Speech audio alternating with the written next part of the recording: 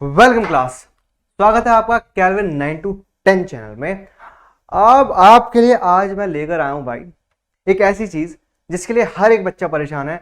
हर एक बच्चा पूछे पड़ा है कि भाई इंस्टाग्राम हो मेरा, टेलीग्राम हो, हर जगह ठीक है कमेंट्स में पूछ रहे हैं कि सर एक अच्छा आंसर कैसे लिखा जाता है, एक परफेक्ट आंसर कैसे लिखा जाता है। सर भाई ये मैथ्स तो नहीं है, ठीक है, ये मैथ्स नहीं है, ये साइंस नहीं है जहां पे आपके फॉर्मूले से काम हो जाता है।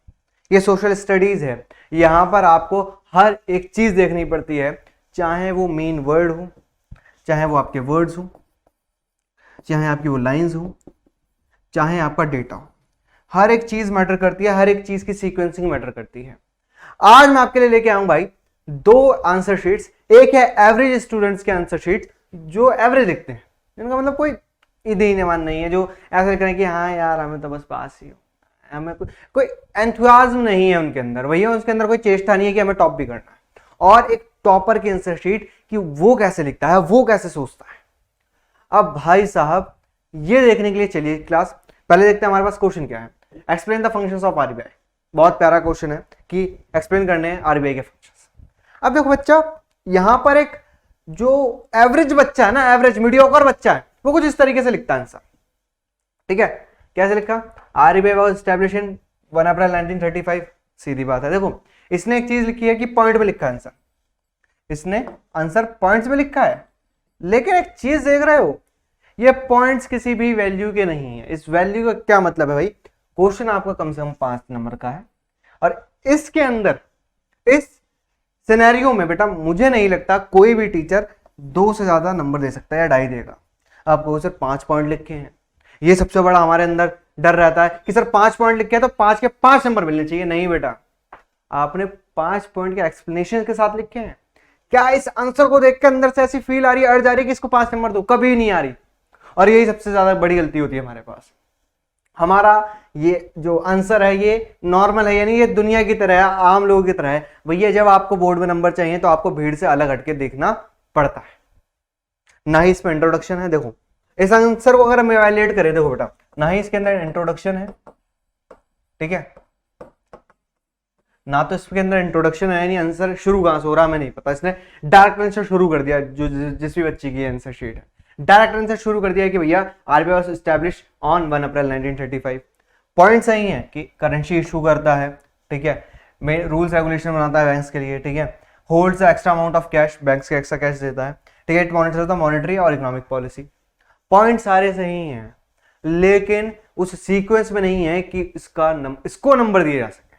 ठीक है, कोई भी व्यक्ति आपको खुद को देख के लग रहा हो कि नहीं सर ये तो नॉर्मली आंसर तो सही है लेकिन मजा नहीं आ रहा है। मजा कैसे दिलाया जाए भाई?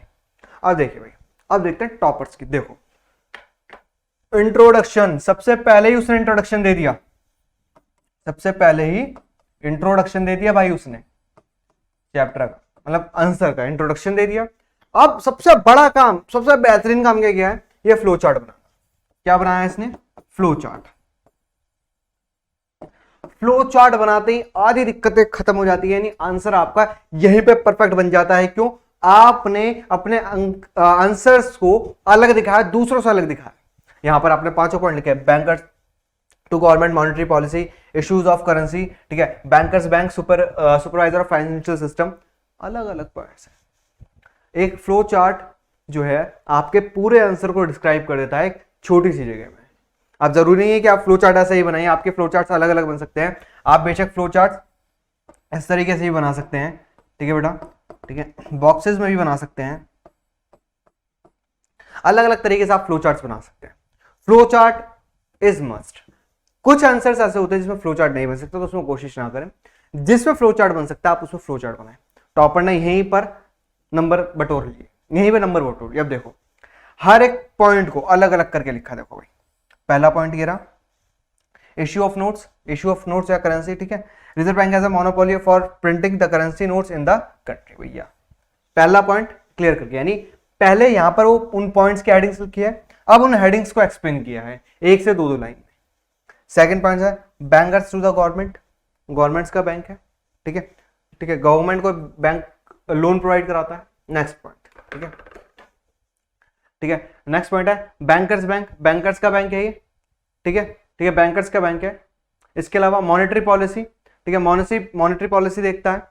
नेक्स्ट है supervisor of financial system, supervise करता है। देखो पांचों पॉइंट को एक्सप्लेन करके लिखा अच्छे तरीके से, पॉइंट्स के पॉइंट्स बना रखे हैं। देख रहे हो आंसर, आंसर को पढ़ने का मन कर रहा है, आंसर को देखने का मन कर रहा है, आंसर को फील, मतलब यहां पर कोई मेहनत ही नहीं करनी, ठीक है, मतलब जो चेक कर रहा है आंसर उसको कोई मेहनत ही नहीं करनी भैया, आराम से देख रहा है। इसके अलावा फिर आता है कंक्लूजन। कंक्लूजन इंपॉर्टेंट है, किसी भी पार्ट का कंक्लूजन इंपॉर्टेंट है, किसी भी पार्ट का कंक्लूजन इंपॉर्टेंट है, ठीक है।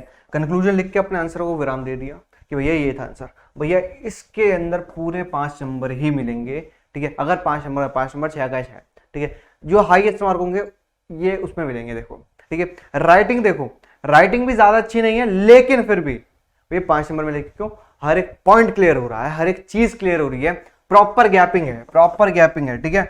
कोई मतलब खिचड़ी नहीं पका रखी है एक जगह पे, सारी इजी वे में के अंदर लिखा है, आंसर पढ़ने का मन कर रहा है, इसको कहते हैं परफेक्ट आंसर।